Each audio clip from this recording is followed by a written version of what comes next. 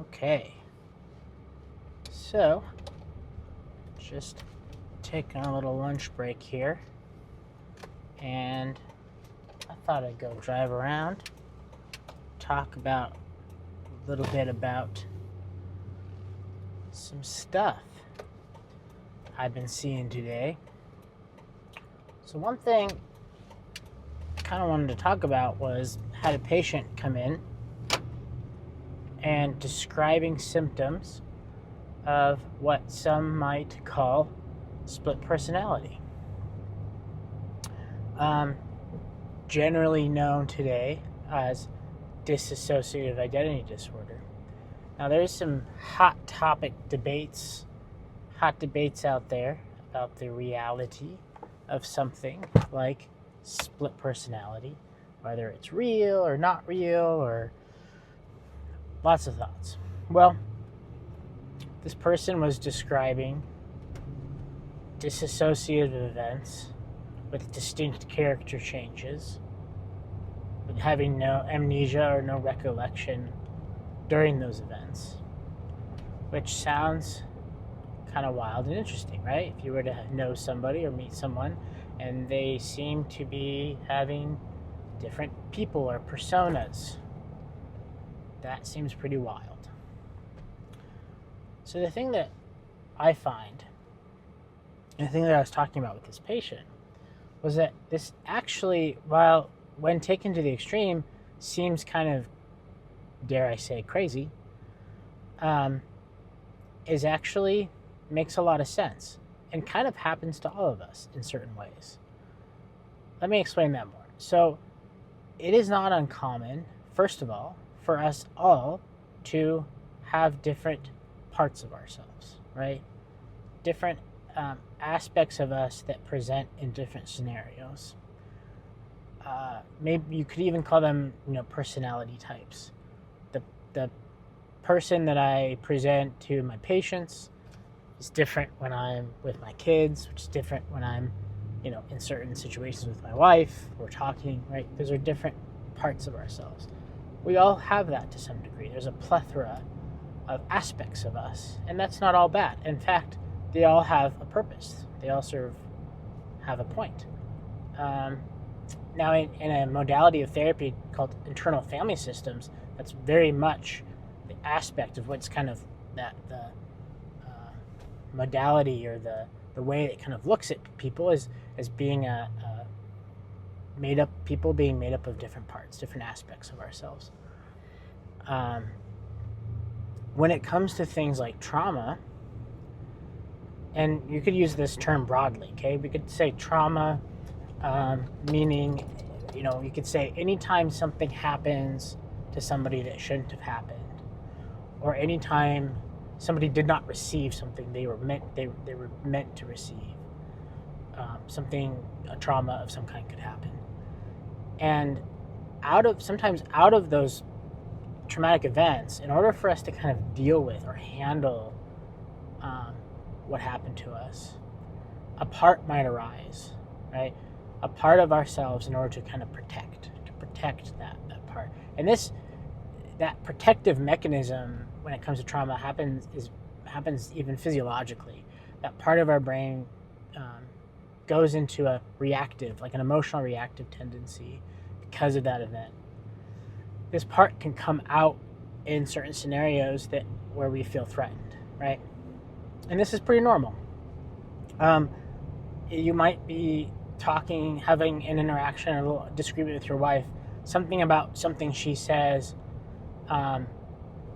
maybe touches on something that makes it's an emotional reaction, right? Maybe it's like I felt like unheard, or I didn't feel like my parents listened to me or something. I triggered, so to speak, when I feel unheard, right? And then maybe I react emotionally, and maybe later on I look back and like, man, that's interesting. Why did I react that way? Or maybe that's like contrary to my values. I don't typically want to react that way. Then that's a part. It's a part coming out to protect us. Okay. Now, when it comes to trauma, a normal reaction to trauma is to want to distance ourselves, to remove ourselves from the pain, from the experience, the emotional pain. Now that's for another video, but that's actually completely contrary to how we deal with and heal from trauma. And it actually makes things way worse by distancing ourselves. So we can attempt to distance ourselves from pain so much it manifests physiologically. That's what we might generally call dissociation. We start to become so disconnected. And again, this plays out neurochemically. This start to become so removed and so disintegrated within our network, so to speak, that we feel removed from. We feel out of body. We feel distance from. And sometimes that can be so severe that we don't even, that we're so wrapped up in this emotional, the limbic system in our brain that we don't, maybe we might not even remember, right? And again, this can be kind of normal, right? Even if you've ever gotten in a fight with somebody, but sometimes once you're out of the emotional reaction, it can be actually hard to remember exactly how you reacted, or you might misremember, right? The two of you might have discrepancies on what happened, and you might actually quite literally misremember or not be remembering aspects. It's one of the things that makes relationships so difficult.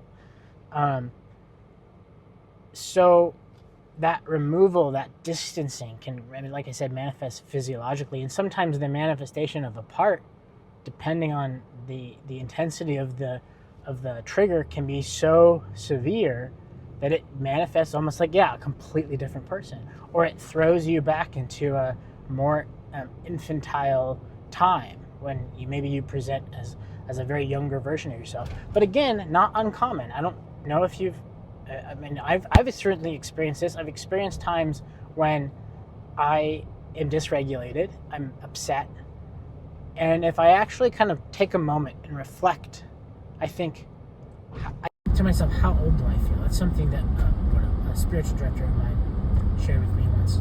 Ask yourself, how old do I feel right now? And you can kind of think, I don't feel my age. I feel like I've got emotional. Now again, take that to the extreme. Take that to the end of the spectrum, and you can have a presentation in a way. So I think that's what this person was describing, and I think it'd be easy to kind of look at that right off of like, wow, that sounds crazy, or that's psychosis, that's psychotic. And again, it depends on how you define some of these words, but if we kind of look at it in the lens of that experience that we can all have, it actually starts to make a lot more sense, right? It makes sense that I would react so heavily if I feel, and maybe to the extreme of like, again, a whole another part of me coming out to protect myself. So it's very interesting. What do we do about that? Well, really, it's about healing. It's about if there's been a severing or a disintegration, it's really about reintegrating, and that's a journey, man. That's a journey of understanding and self-exploration. There's lots of modalities that can help address that. Really, trauma specific is going to be like the most beneficial modalities of trauma specific. From a medication standpoint, it's really about and getting kind of a handle on that reactivity, that the emotional centers of the brain system, kind of dealing a little bit better with that intense reaction from a physiological standpoint. And then there's always this deeper element that I try to be really cognizant of, is that's that spiritual reality. These views are from a religious standpoint. We all are operating it under a philosophical framework of some degree. Ourselves and the world around us is done through a lens, whether we know it or not. And it has an impact. So that deeper element of like, who am I? That matters. That needs to be addressed in some way. So that was kind of something that came up for me today. It's pretty interesting.